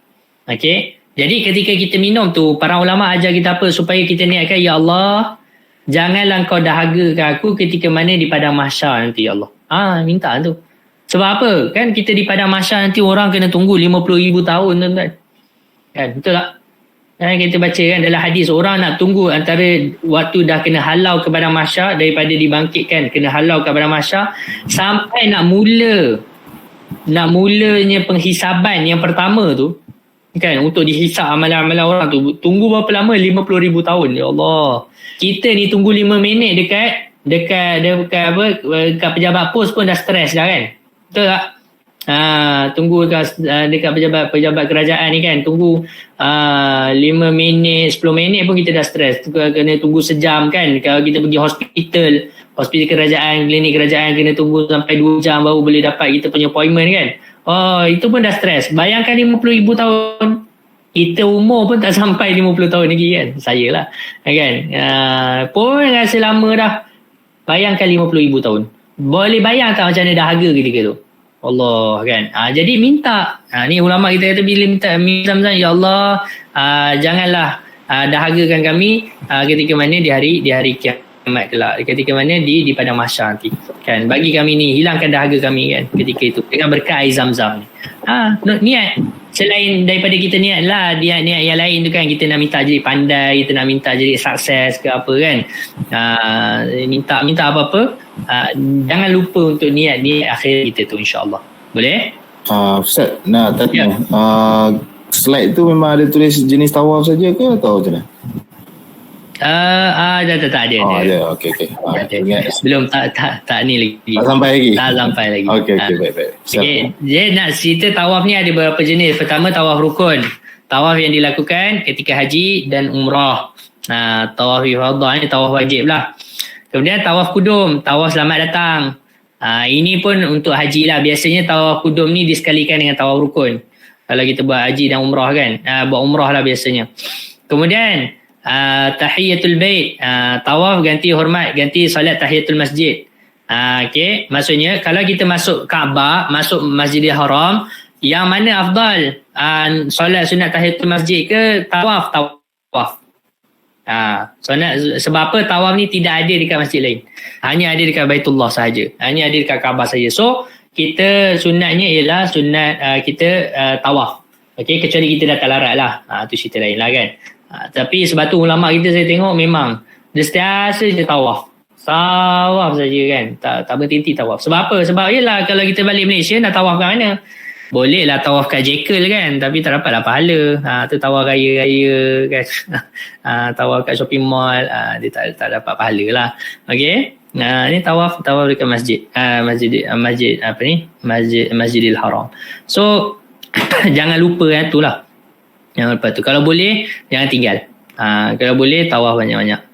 Okay, kemudian tawaf sunat bila-bila masa lah. Tu sunat. Kemudian tawaf nazar bila kita nazar. Saya kalau Allah Ta'ala bagi saya sekian-sekian, saya bernazar nak tawaf. So tawaf tu je wajib. Okay. Kemudian tawaf wada' ni tawaf selamat tinggal ketika meninggalkan Mekah lebih 2 marhalah. Ni wajib. Okay. Ataupun kita nak balik kan, ini pun wajib. Baik, selesai. Ini panduan tawaf lah. Okey. Ini panduan tawaf. Ini Hijr Ismail. Ini rukun Yamani.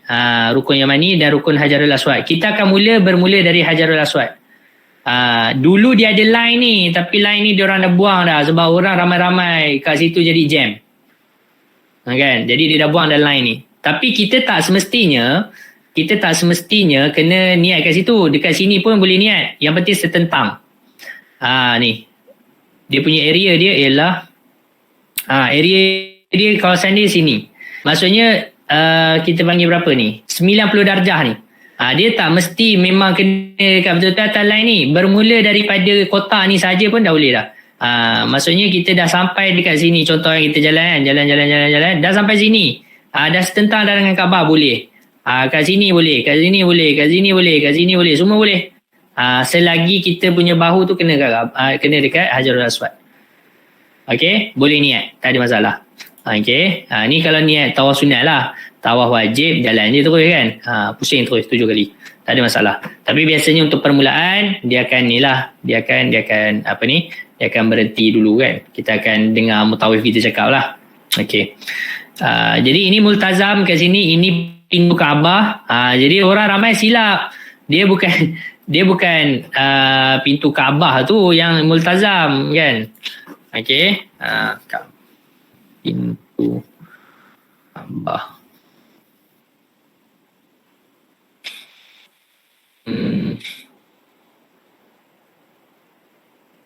Okey.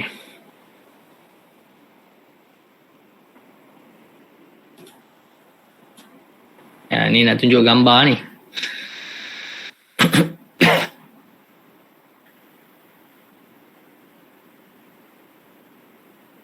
Tadi. Okey. Dia ni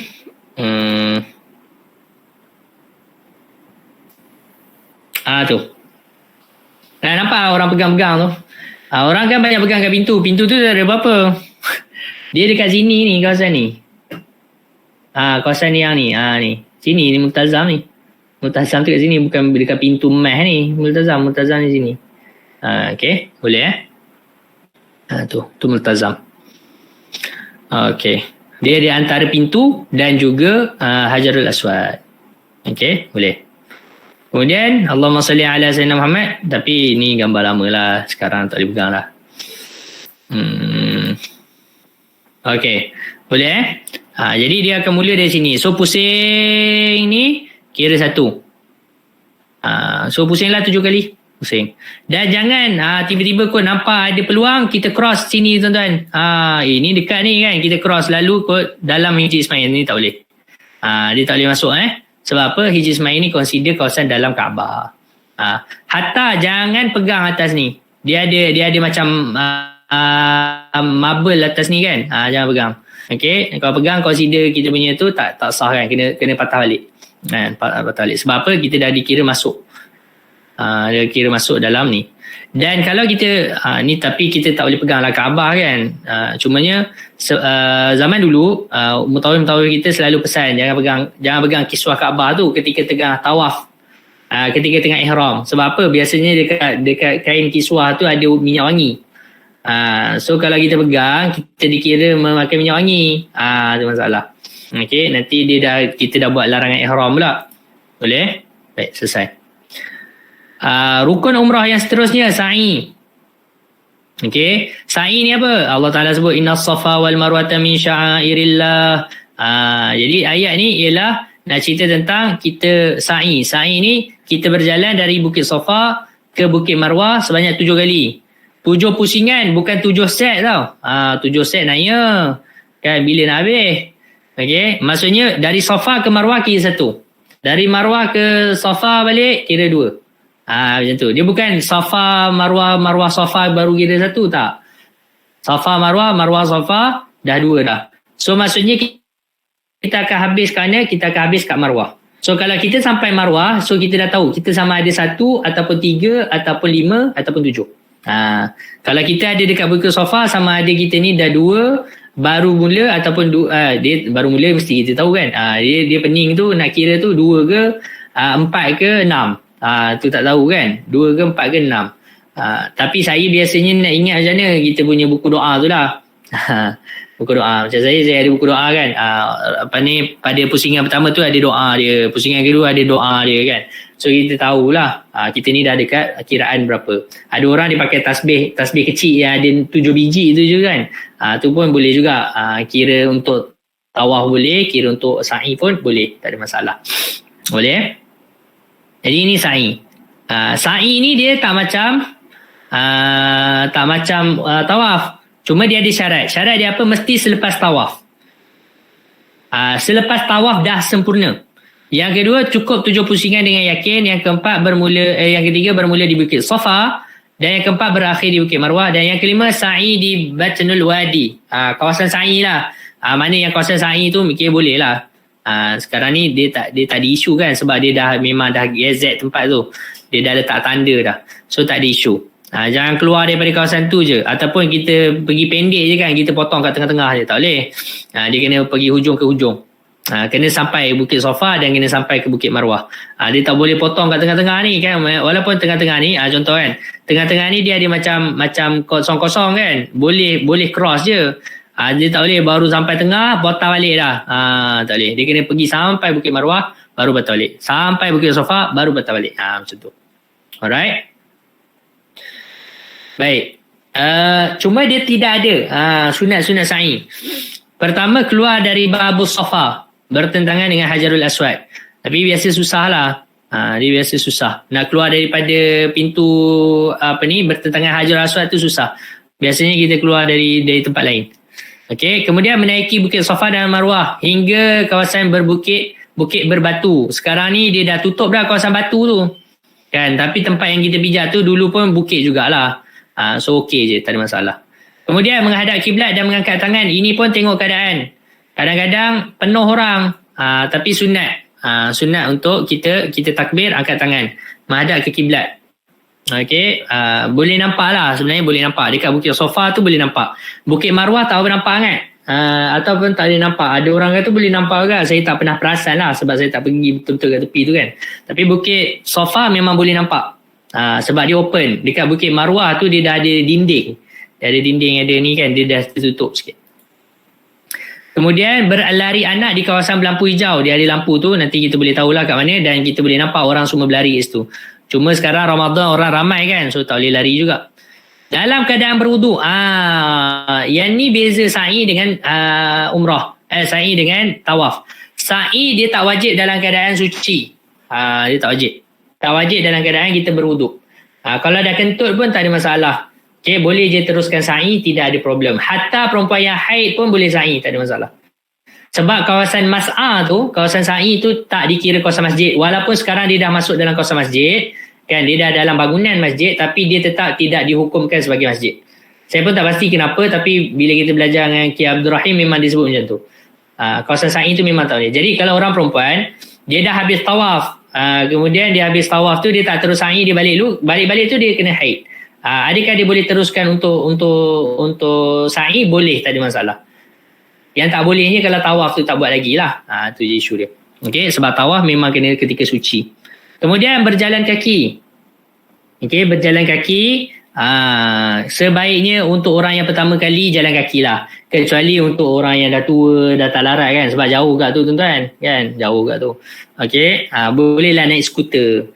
Saya waktu buat badal, saya buat badal sampai berapa belas dah? 18 badal kot saya buat. 3-4 badal pertama tu bolehlah jalan kaki kan. Lepas tu dah krem dah kan. Naiklah skuter lepas tu kan. Okay, tak larat. Naik skuter cepat betul kan. Cepat betul. Tapi kita baca jugalah doa. Janganlah tak baca langsung. Okay, baik. Kemudian berzikir dan berdoa sebanyak-banyaknya. Sama macam tawaf. Ini pun waktu tempat yang mustajab doa. Jadi doa sebanyak-banyaknya. Minta apa-apa hajat kita. Kemudian berturut-turut. Ni sama macam tawaf juga. Boleh je kita berhenti tengah-tengah. Tak ada masalah. Dah tawaf, dah sa'i 2 balik lu. Okay, no problem. Minum kopi lu. Tak ada masalah. Okay, relax, santai-santai je. Okay, selesai. Kemudian tahallul. Tahallul ni apa? Menghilangkan sebahagian rambut. Okey, menghilangkan sebahagian rambut. Dia tak mesti potong rambut tau. Rukun dia ialah menghilangkan rambut walaupun dengan cara gigit. Walaupun dengan cara bakar, tak kisah. Okey, minimum 3 helai. Ni beza dengan wuduk. Wuduk sehelai pun tak ada masalah, separuh helai pun tak ada masalah. Tapi dalam masalah tahallul minimum 3 helai. Dia tak perlulah sampai habis, tapi 3 helai ujung tu pun boleh, tak ada masalah. Tapi sunat bagi lelaki ialah cukur lah, botak. Okey, lelaki sunat botak. Perempuan tak ada sunat botaknya kan. Jangan botak pula kan, takut lelaki kita tu. Okey, apa hal bini aku botak pula kan. Tapi wajibnya hilangkan 3 helai rambut. Boleh tu minimum lah, minimum. Kemudian last kali tertib. Semua tu kena ikut tertib. Maksudnya daripada tawaf, sa'i, tahallul tu kena ikut tertib. Boleh? Wajib umrah apa? Berihram di miqat. Miqat ni mana? Kita tengok. Kalau kita dari Malaysia terus pergi Mekah, kita punya miqat Qarnul Manazil di atas kapal terbang tu. Tapi kita boleh niat sebelum lah. Saya biasanya niat sebelum. Ataupun kadang-kadang dia bagi pengumuman lah. Okay, kita akan melintas lagi 30 minit, kita akan melintas Qarnul Manazil. Sebenarnya time tu kita dah boleh niat. Tapi dari airport Malaysia pun dah boleh niat dah. Cumanya kita kena jaga dari awal lah kalau dari airport Malaysia ni. Okay. Yang kedua, kalau dari Madinah dekat Bir Ali.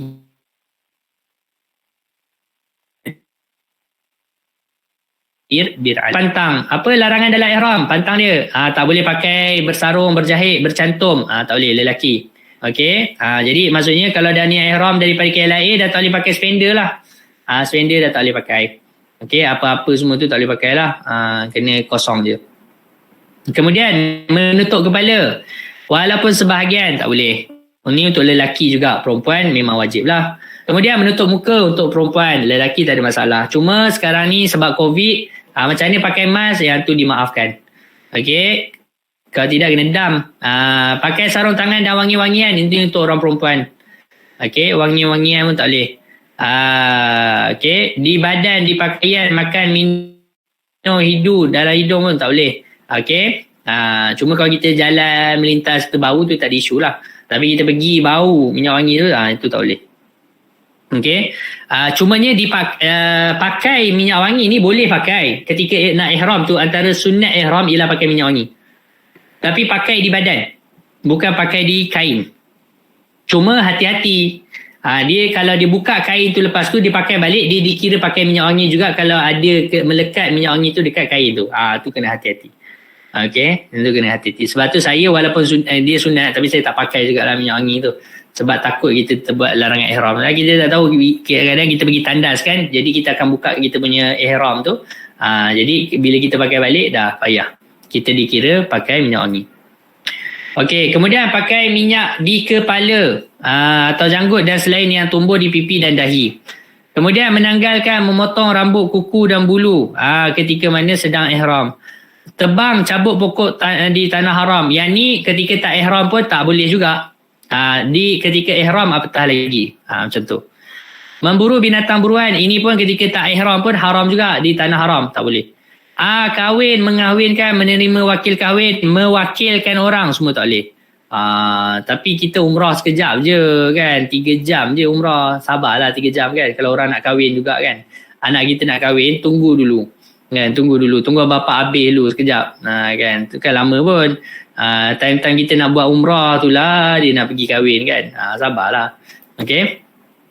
Baik, kemudian muqaddimah ataupun melakukan jima'. Muqaddimah jima' pun tak boleh, melakukan jima' lagilah tak boleh. Alright? Selesai. Allahumma salli ala sayyidina Muhammad. Wajib umrah yang kedua ialah tawaf wada'. Maksudnya bila kita nak balik nanti, nak keluar daripada Mekah, nak pergi Madinah ataupun nak balik dari Mekah, nak balik terus Malaysia, maka wajib untuk kita tawaf wada'. Okey, wajib untuk kita tawaf wada'. So Allahumma salli ala sayyidina Muhammad, wajiblah kecuali orang yang haid kan. Tu tak apalah nak buat macam mana kan. Tapi kalau orang yang normal dia kena tawaf wada', wajib. Okey, macam mana tawaf wada' ni dilakukan ketika hendak berangkat meninggalkan Mekah. Dan dia hukum dia wajib. Dan dia tak boleh apa? Dia tak boleh dah tawaf wada' tu nak lepak-lepak lagi. Tu tak boleh. Dia boleh beli makanan. Dia boleh, kalau nak membeli pun dia hanya boleh beli makanan untuk perjalanan bekal nak balik. So bukan nak pergi beli shopping dulu kan, pergi tengok pula baju lagi kan, nak beli inai lagi, alah terlupa lah beli inai. Payah. Beli sebelum tawaf. Okey, beli sebelum tawaf. Alright, baik. Kemudian kalau tak pun pergi beli kat Jeddah lah. Beli kat Jeddah. Boleh Sunat umrah. Apa dia? Pertama talbiyah. Labbaik Allahumma labbaik. Labbaik la syarika laka labbaik. Innal hamda wan ni'mata laka wal mulk la syarika lak. Tu. Kemudian solat sunat selepas tawaf. Tadi kita dah sebut tadi. Okey. Kalau boleh buat di belakang makam Ibrahim, ditunaikan selepas tawaf. Ni mana-manalah kawasan-kawasan dalam tu yang mana yang afdal. Yang ni nanti Tuan Naslah terangkan maklumat penting apa semua ni tu tak dikaitan dengan kita punya ni lah. Okey, dah selesai, alhamdulillah. Kita punya cerita pasal umrah tu dah selesai. Kemudian ni satu benda yang suka untuk saya sebut lah, just untuk penambahan kan. Yang antara untuk kita sempurnakan ibadah kita ni, memang ibadah kita dah sempurna dah, tak ada masalah pun. Okey, tak ada masalah. Cuma tak sempurnalah kita punya perjalanan tu kalau kita tak pergi ziarah Nabi SAW. Gitu. Para ulama kata apa? Tak sempurna. Ziarah tu tak sempurna. Orang pergi haji, pergi umrah tapi tak pergi ziarah Nabi kan. Tu satu benda yang mukhil bil adab. Kita tak beradab lah dengan Nabi SAW. Okay. So sebab tu kenapa umrah ni biasanya dia akan pergi umrah dan akan pergi juga ziarah. Kan? Dia akan pergi juga ziarah. Okay. So ziarah. Pergi ziarah Nabi SAW. Okay. Dan kan biasanya kalau macam guru-guru saya, biasanya dia akan turun Madinah dulu. Pergi jumpa Nabi SAW dulu. Okay. Pergi jumpa Nabi SAW baru pergi umrah. Tapi tak kisahlah, mana-mana pun tak ada masalah. Kan, mana-mana pun tak ada masalah. Sebab di sekitar Madinah ni banyak tempat untuk kita ziarah. Mekah ni pun ada tempat ziarah, tapi Madinah tu lebih banyak untuk tempat kita ziarah. Jadi kalau ada kita punya nanti kita punya mutawif kita, Ustaz Izzat kita, Ustaz Abdullah Tahir dan Ustaz Hisham kita kan, bawa ziarah, pergi ikut tuan-tuan. Pergi ikut. InsyaAllah. Sebab apa? Sebab tempat-tempat yang kita ziarah tu semua tempat yang pernah Nabi datang. Ya, semua tempat yang pernah Nabi pergi. Maka di situ ada juga barakah. Kan, selain memang Masjid Nabawi ni memanglah penuh dengan barakah, tapi tempat-tempat itu juga dia boleh meningkatkan iman kita. Okey, dia boleh meningkatkan iman kita. Dan selain daripada tu juga untuk saya pesan yang terakhir juga apa dia ialah kalau boleh belilah buku-buku doa-doa tu kan.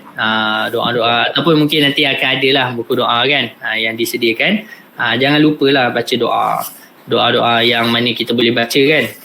Baca di tempat-tempat yang ada kebaikan ni. Moga-moga kita dapat juga barakah di tempat-tempat tersebut. Boleh? Jadi itu saja daripada saya. Wallahualam. Ada soalan dekat tu yang berkaitan umrah ataupun yang lain-lain ke? Kalau ada silakan. Dalam masa berapa? 20 minit. Boleh. Siapa ada soalan bakal jemaah, kalau tuan-puan ada soalan boleh tanya kepada Ustaz terus Tanya. Assalamualaikum Ustaz. Waalaikumsalam warahmatullahi. Saya ada soalan. Ya. Contoh macam saya pernah dengar satu hari tu dia ada buat macam kita mula-mula kita pergi buat umrah wajib dulu kan. Okay.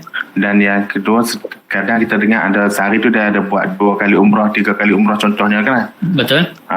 Lepas tu kalau kita nak buat ada umrah wajib kita dah selesai, kita nak buat umrah sunat pula, dia macam mana cara pula? Ada setengah cakap saya dengar kata kena pergi ke tempat yang niat umrah tu, kena pergi tempat balik, masuk kita buat semula macam mana permulaan. Okey, baik. Terima kasih soalan. Baik, bila kita buat umrah wajib, maksudnya kita dari luar. Kalau kita dari Malaysia terus buat umrah, kita punya miqat ialah miqat yang paling jauh sekali lah, iaitu Qarnul Manazil. Qarnul Manazil ni jauh daripada Mekah. Okay. So kita memang kena miqat kat situ. Kalau daripada Madinah, kita punya miqat memang Bir Ali. Itu sempadan dia. Okay. Tapi bila kita dah jadi ahli Mekah, maksudnya kita dah masuk Mekah, kita ni dah dikira ahli Mekah. Ahli Mekah punya miqat tak jauh. Keluar je daripada Tanah Haram, itulah miqat kita. Cumanya mana-mana sempadan Tanah Haram lah. Cuma yang tempat biasa dijadikan miqat ialah apa? Di Tan'im, di Ji'ranah dan juga di Hudaibiyah. 3 tempat ni. Jadi biasanya kalau yang paling dekat ialah di Tan'im lah. Itu paling murah sekali lah. Kalau kita boleh dapat, zaman saya pergi tahun 2010 dulu, RM5 je. Kan? RM5 je pergi Tan'im ni. Sekarang mahal kan? Pergi balik pun saya pergi hari tu RM60 kot. Saya pergi seorang-seorang kan. 60. Kalau pandai argue dengan Arab ni, boleh lah dapat 30-40 kan? Tapi saya pergi hari tu 60 kan. Saya malas nak gaduh. Ya. Jangan tarik dia macam tu. Okay, jadi Allahumma salli ala Sayyidina Muhammad. Kawasan Nazarik. Jadi memang kena keluar daripada tanah haram. Sebab kita dah jadi ahli tanah haram, kita dah mukim di situ. Jadi kena keluar tanah haram. Mana-manalah sebenarnya tak kisah. Tapi biasanya kita akan pergi ke Tan'im. Itu sempadan tanah haram yang paling dekat dengan kita. So kita pergi ke Tan'im, Masjid Sayyidatina Aisyah tu. Kemudian kita akan miqat kat situ. Lepas tu baru masuk balik ke Masjidil Haram untuk selesaikan kita punya tawaf, sa'i dan tahallul tu. Itu je. Senang je. Tawaf sunat ni senang. Maksudnya umrah sunat ni senang. Iaitu kita keluar ke tanah halal, niat ihram di situ, kemudian masuk balik selesaikan rukun tadi tu. Tawaf, sa'i, tahallul. Selesai. Itu je. Okey? Boleh faham Tuan Hafiz? Boleh. Alhamdulillah. Soalan lain?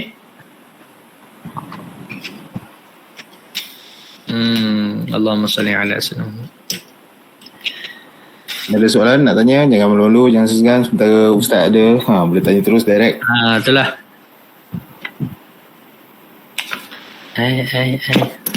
Ustaz, ada satu lagi soalan. Ya, Ahlan. Okey, contohnya kita dah selesai umrah wajib. Lepas tu kita tahallul. Tahallul tu maksudnya kita membotakkan semua kepala kita. Lepas tu kita nak buat untuk sunat pula, sama ada syarat saja kan? Kita tarik tu syarat je. Okey. Yang tu je. Sunat juga untuk kita lalu kan. Sunat juga untuk kita lalu. Terima kasih Ustaz. Sama. Dan orang lelaki sunat sunat untuk cukur. Sebab apa? Setiap helai rambut tu dia akan jadi saksi kepada kita ke akhirat. Yang kedua, dia juga akan jadi apa? Dia akan jadi setiap helai tu dikira setiap dosa kita akan gugur lah. Tu. Sebab tu saya kata yang jenis yang, sebab saya kenal ada juga kawan-kawan ni kan, dia nak jaga simpan rambut kan. Saya kata tak apalah awak, dosa tak banyak, tak apalah. Macam tu je lah nak sebut kan. Yelah, Allah Ta'ala nak bagi benda yang boleh hapuskan dosa kita tak nak. Macam tu lah. Maksudnya kita ni tak ada dosa lah kan. Macam tu. Dia punya rasional dia macam tu lah. Kalau kita rasa kita ni hamba yang berdosa, yang mengharapkan ampunan Allah Ta'ala, so buatlah benda yang paling afdal. Macam tu je lah. Okay. Alah, sekejap je nanti tumbuh lah rambut kita tu. Tapi lah orang-orang ni dia nak handsome kan. Alah, tak apalah. Mungkin dia model ke apa kan, wallahualam, tak tahu. Okay. Puan Nila, Cik Nila ada soalan ke nak tanya? Tak buka mic, tak dengar. Ya. Cuba unmute. Mikrofon tu mute. Alamak je. Cik Nila, tekan lambang merah kat bawah tu, ada tak? Ada lambang mikrofon. No. Tak boleh kot. Yang lain ada soalan? Ada soalan. Puan Omar. InsyaAllah. Ya Rahman Rahimin. Ya. Dah terkeluar. Dia tekan ni ke? Mata merah. Keluar. Likul. Tak apalah. InsyaAllah. Sementara tu siapa-siapa lagi ada soalan, perjalanan ke ataupun untuk kawan nanti insyaAllah kalau perjalanan semua nanti akan ada taklimat lah. Biasanya di KLIA tu akan ada lah, InsyaAllah. Kita keluar juga. Ya, Bapa kuliah. Okey, saya nak share ni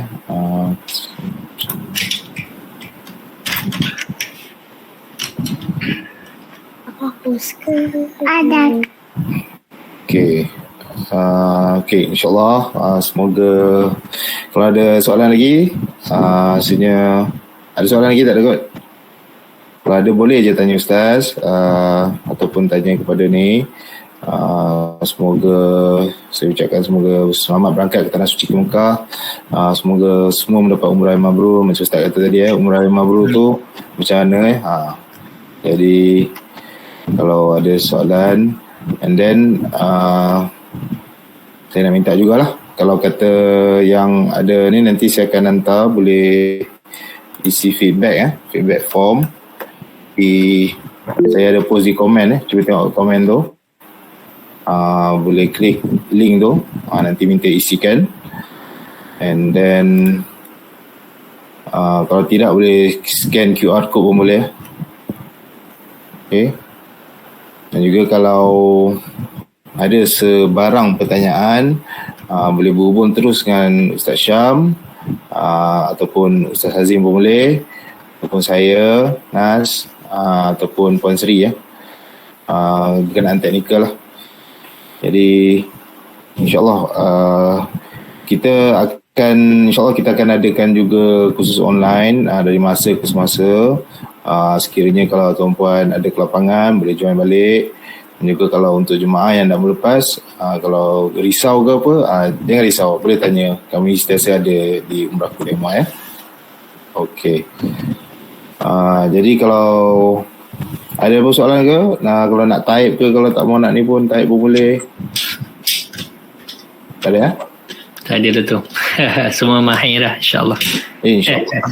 Okey, yang link tu boleh klik dan isikan. Kalau tak boleh nanti kami akan bagi link tu. Jadi ini saya nak ucapkan terima kasih banyak bagi pihak Umrah Kulema kepada Ustaz Hazim kerana sudi meluangkan masa untuk share dan mengajar kita semua. InsyaAllah ilmu yang kita dapat ni dapat dimanfaatkan di Tanah Suci nanti dan juga untuk seterusnya lah. Okey, dengan ini saya minta diri dulu, kita boleh habiskan lah kita punya kursus online kita dengan ucapan wabillahi taufiq wal hidayah. Wassalamualaikum warahmatullahi wabarakatuh. Waalaikumsalam warahmatullahi wabarakatuh. InsyaAllah selamat semua, makbul insyaAllah. Assalamualaikum. Waalaikumsalam.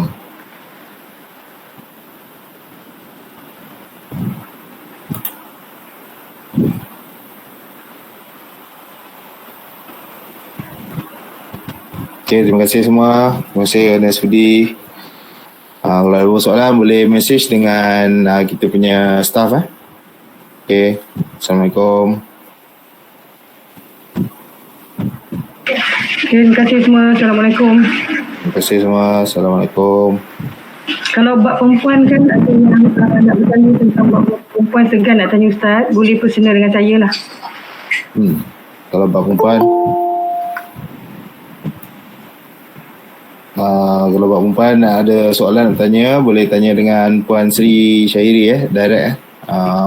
Ini nombor Puan Sri 010, boleh telefon terus ataupun tanya. Okey. Okay, Assalamualaikum. Salam. Cik Murad, baru join ke? Kursus kita dah habis. InsyaAllah nanti insyaAllah kalau kita ada ulangan ataupun ada yang baru nanti kita akan sebarkan lah. Okey. Assalamualaikum. Terima kasih semua.